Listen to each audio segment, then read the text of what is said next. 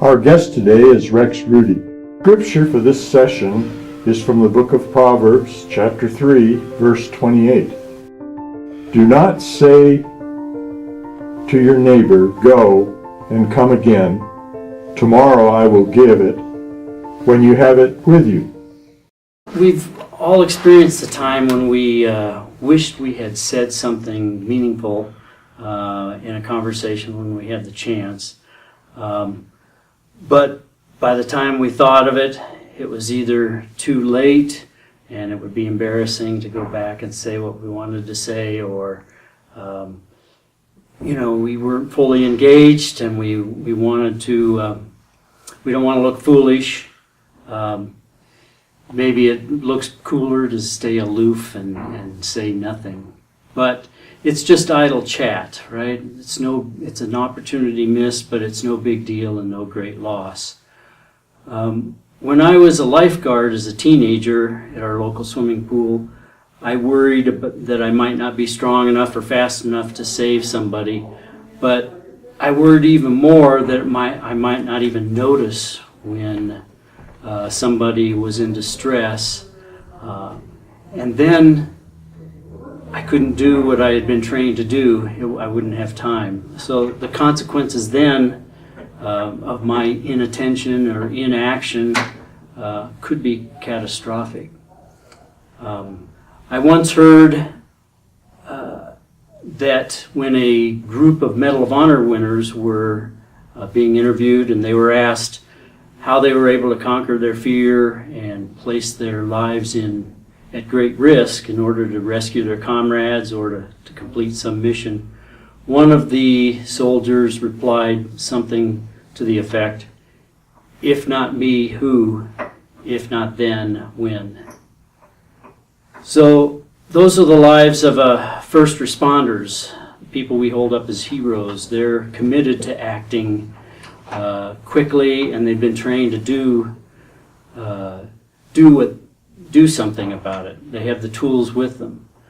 But getting back to our ordinary lives, when I usher at church on any Sunday, I try to maintain awareness of other people and their needs, and jump in and offer help when I can. But I know that that's my responsibility. It's a short-term commitment and there's lots of help available.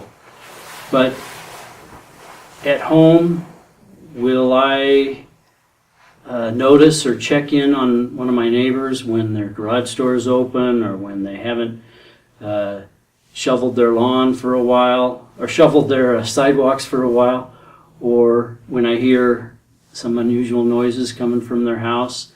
If I don't know them very well, maybe I don't want to get involved, or whatever reason, I don't want to commit myself. It's not my responsibility anyway. There's probably nothing I can do, right? There are plenty of excuses. So the question raised by this verse is, why do we hold back when we have it within ourselves to give? There are plenty of excuses: laziness, lack of confidence, fear, inconvenience. But what's the worst that could happen if we just said yes and committed ourselves to the task at hand? We might stumble and fall and have to get up and start over again. We might go too far, have to apologize for something we did or said. Or we might have to ask for forgiveness for taking the time and being late. We might just do the best we can and then ask for a backup, ask for help from somebody else. We might end up getting to know and caring about a neighbor that we never knew very well. So then idle chat might have a big impact, bigger than we know. So as Christians, we believe in God, and we know that He has given us the eyes to see, the ears to hear, and the hearts and minds to know what is right or wrong or good or bad.